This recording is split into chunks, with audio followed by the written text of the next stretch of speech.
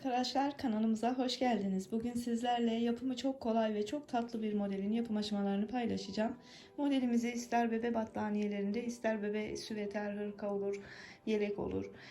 Bu alanlarda büyükler için de yine kazak, hırka, yelek şeklinde istediğiniz her yerde kullanabilirsiniz. Umarım beğenir ve benimle birlikte denersiniz.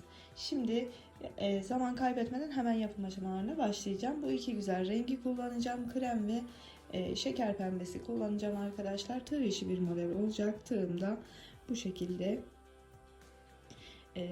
4 numaralı 1.60 milimlik tığ kullanarak modeli yapmaya çalışacağım.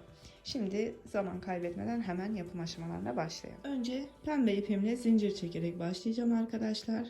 Şöyle ilk ilmeğimi bu şekilde alıyorum ve çok kasmadan alt bölümünü çok sıkı olmayacak şekilde zincir çekmeye başlıyorum.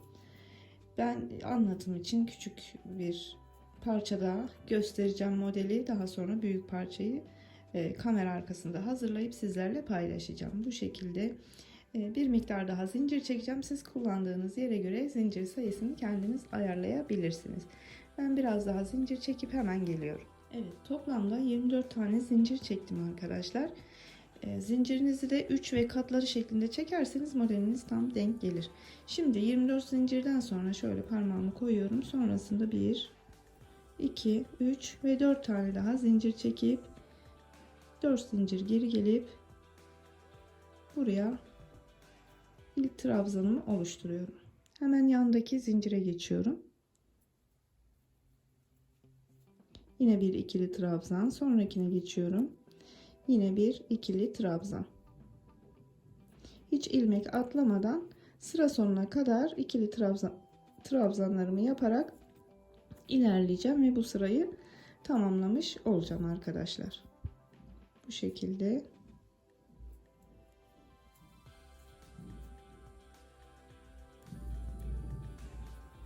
Ben sıra sonuna kadar geleyim, tamamlayayım, dönüşü birlikte yapalım. Evet. İlk sıramız tamam. Trabzanlarımı tamamladım. Sona geldim arkadaşlar. 2 tane ilmeğimi tığımın üzerinde bırakıyorum. Şimdi krem ipimi aldım ve bu 2 ilmeğimi krem ipimle çekip çıkarıyorum. Şu şekilde de üstten ipimi atıyorum. Arada yürütmek için pembe ipinizi de çekerek şöyle arayı sıkıştırabilirsiniz. Şimdi krem ipimi aldım, taktım ve çeviriyorum arkadaşlar. Buradan sonrasında pembe ipi tekrar sıra sonunda diğer baştan başlayacağımız için burada ipinizi kesip alabilirsiniz arkadaşlar.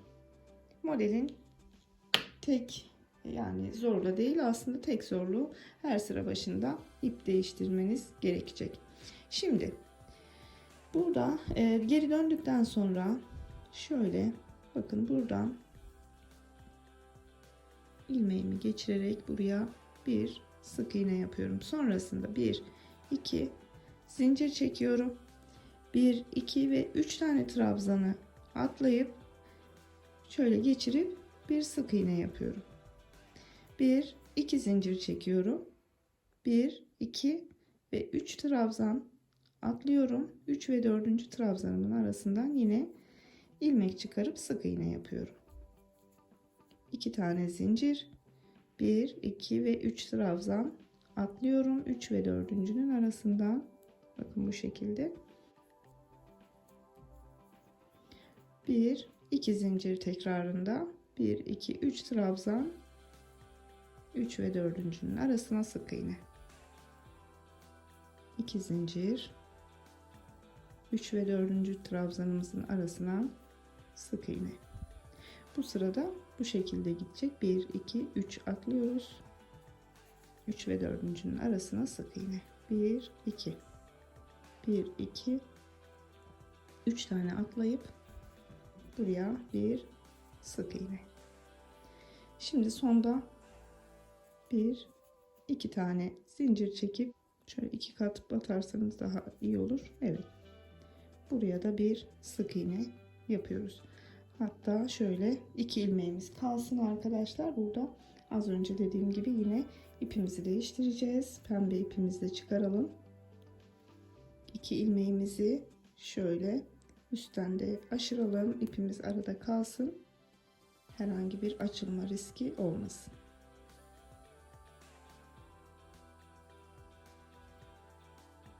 Şöyle bir kez aşırıyorum. Araya alıyorum ipimi ve burayı sağlamlaştırmış oluyoruz. Şimdi buradan sonrasında da yine bu krem ipimizi buradan keseceğiz ve diğer sıradan tekrardan başlayacağız. Şimdi 1 2 3 tane zincir çekip geriye dönüyorum. Hemen burada oluşturduğum sık iğneli yuvamın içine geçiyorum. 1 2 ve 3 tane trabzan yapıyorum. Tekrar diğer yuvamın içine geçiyorum arkadaşlar. 1 2 ve 3 tane trabzan.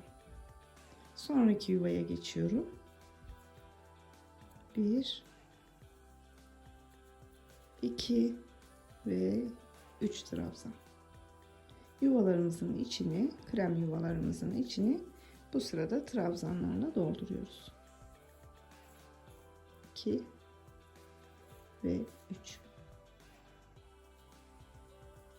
Tekrar bu kenar kısmında da kestiğimiz ipleri daha sonra ilmek aralarında yürüterek kaybedebilirsiniz arkadaşlar. Zaten ördüğünüz yerde de yelek yapsanız da, hırka yapsanız, süveter yapsanız da arada kaybettikten sonra zaten kenar dikişlerinin arasında onlar kaybolacaktır. Geçtim diğer yuvama. 1 2 ve 3. Çok kolay ve çok zevkli bir model arkadaşlar. Özellikle bebekler için çok uygun bir model olduğunu düşünüyorum. Umarım siz de beğenir ve benimle birlikte denersiniz. 2 ve 3. Son yuvama geldim. 1 2 ve 3. Şu krem kullandığım bölümü isterseniz her seferinde renk değiştirerek de yapabilirsiniz. Sadece ben krem ve pembe ile yapacağım arkadaşlar.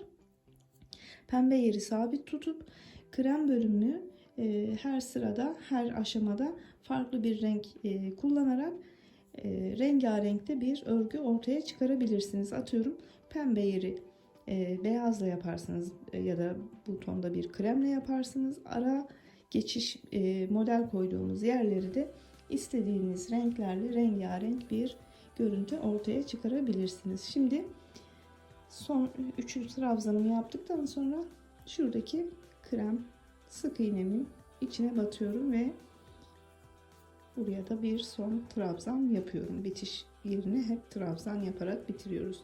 Yuvaların içine 3'er tane trabzan, bitimlerde yine trabzan yaparak bitiriyoruz arkadaşlar. Şu 2 ilmek kalsın. Krem ipimizi şuradan keselim. Eğer hani 2 renkle yaparsanız ve 2 tane aynı renkten yumak varsa, ip yumağı varsa hiç sıkıntı yaşamadan gidişli gelişli kullanabilirsiniz iki taraflı, ama tek ipiniz varsa, birer tane ipiniz varsa kesip geri dönüp bu şekilde başlayabilirsiniz. Yine 2 ilmeğimi çıkardım krem iple. Şöyle üstten bir tur, hatta tam sağlam olsun derseniz 2 tur üstten ipi atarak buraya sıkıştırın. Alttaki ipimizi de çekelim. Yine buradan geriye dönüş yapıyorum arkadaşlar ve baştaki, bakın buraya ilk ilmeğimin içine bir sık iğne yapıyorum. Sonrasında 1 ve 2 zincir çekip yine az önce olduğu gibi 1 2 3 trabzan atlayıp 3 ve 4.'ünün arasına sık iğne yapıyorum. 1 ve 2, üstüne almıyoruz, pardon. Ve yine bakın aynı model kurduğumuz yerin 3 trabzan atlayıp araya bir sık iğne, 1 2 3 trabzan ve modelimizin tam üstüne denk geliyor zaten. Model kaydırma falan da yok bu modelde. Çok yapımı da gayet kolay, hiç şaşırılacak bir yeri de yok. kolayca örüp bitirebilirsiniz. 2 zincir ve bir sık iğne. 2 zincir ve bir sık iğne. Model bu şekilde ilerliyor arkadaşlar. 2 zincir, bir sık iğne.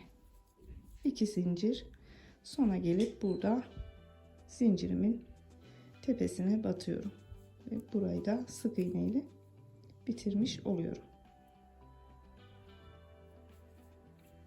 2 ilmek kalsın, çıkarmadan yine renk değiştirelim. Bu sırayı da birlikte yapalım.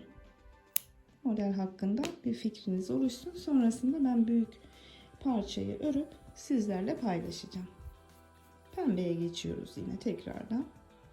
İpimi aldım. 2 ilmeğimi birden çıkarıyorum pembeyle. Şöyle ipimin üzerinden aşırıyorum. Bir ya da 2 kez aşırmanız yeterli. Buradan burayı sabitliyorum sıkıca. Ve 1, 2, 3 zincir. Geriye dönüyorum. Hemen ilk yuvamın içinden başlıyorum.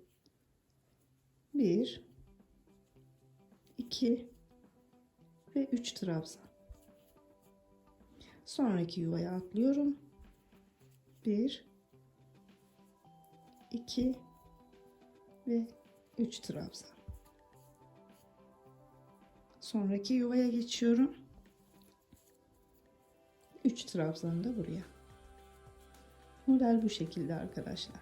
Az önce de dediğim gibi şu krem bölümü isterseniz farklı renkleri kullanarak bir araya getirerek, hatta artan ipleriniz varsa onları da değerlendirerek rengarenk bir örgü ortaya çıkarabilirsiniz. 2, 3 trabzan. Sıra sonuna gelelim birlikte. Bu sırayı da bitirmiş olalım. Dediğim gibi model hakkında da biraz fikriniz oluşsun.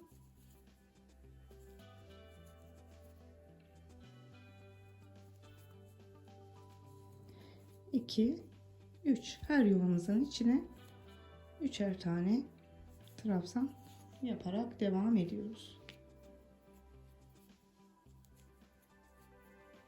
Özellikle örgüye yeni başlayanların çok kolayca ve zevkle yapabileceği bir model arkadaşlar.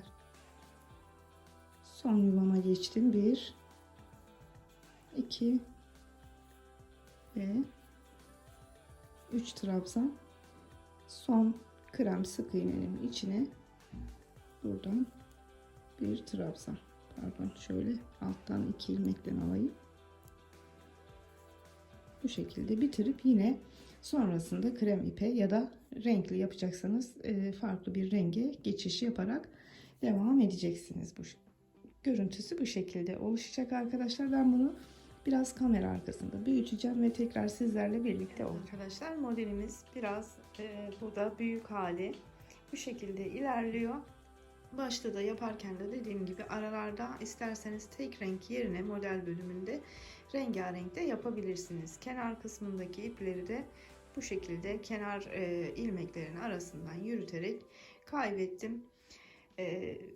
Arka tarafı da bu şekilde arkadaşlar, ters düz olduğu bile belli olmayan iki taraflı çok hoş bir model olduğunu düşünüyorum. Umarım beğenmişsinizdir ve benimle birlikte denersiniz bu güzel modeli.